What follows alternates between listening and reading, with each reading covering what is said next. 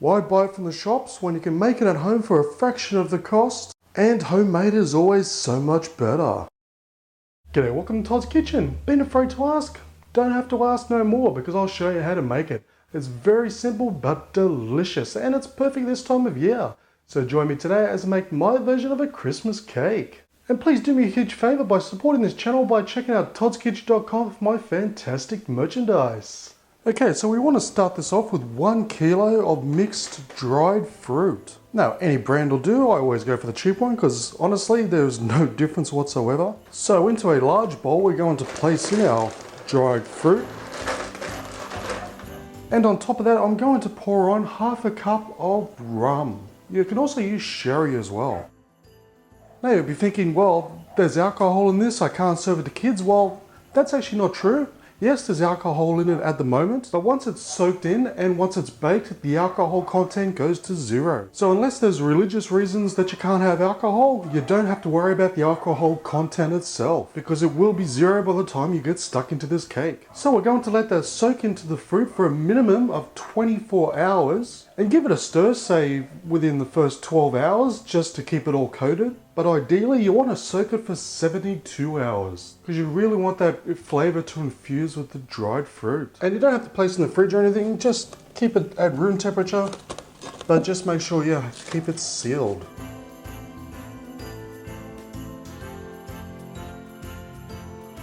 So again, every say 12 hours or so, just give it a good mix, or you can even just give it a good mix like so. You don't have to take the clean wrap off. And it is that simple to soak our fruit. Okay, so once you've soaked your fruit, next I've got 250 grams of butter. And to that I'm just going to add about a tablespoon's worth of golden syrup. Now if you don't have golden syrup, you can just replace that with maple syrup. And we're going to place this into the microwave and melt it on high for about a minute at a time. Give it a stir until it's completely melted and combined. So we have our fruit here that's nicely soaked up all of that rum. So now we're going to pour in our melted butter and golden syrup mixture. Then next I've got 4 eggs that I've already pre-beaten. 1 cup of firmly packed brown sugar. 1.5 cups of plain flour.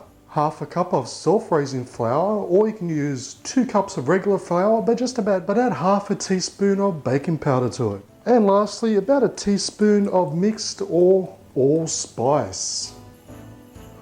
Now it's just a simple matter of getting in there and giving it a good mix all the way through.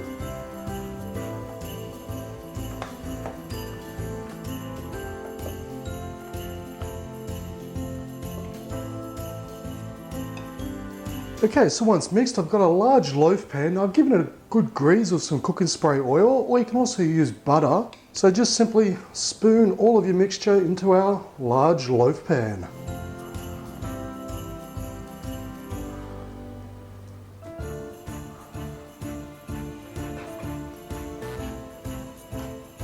Okay, so once done, we're going to place this into the oven, a preheated oven, at 150 degrees Celsius or 300 degrees Fahrenheit for about 3.5 to 4 hours. And you know it's ready when you put a skewer in the center and it comes out clean.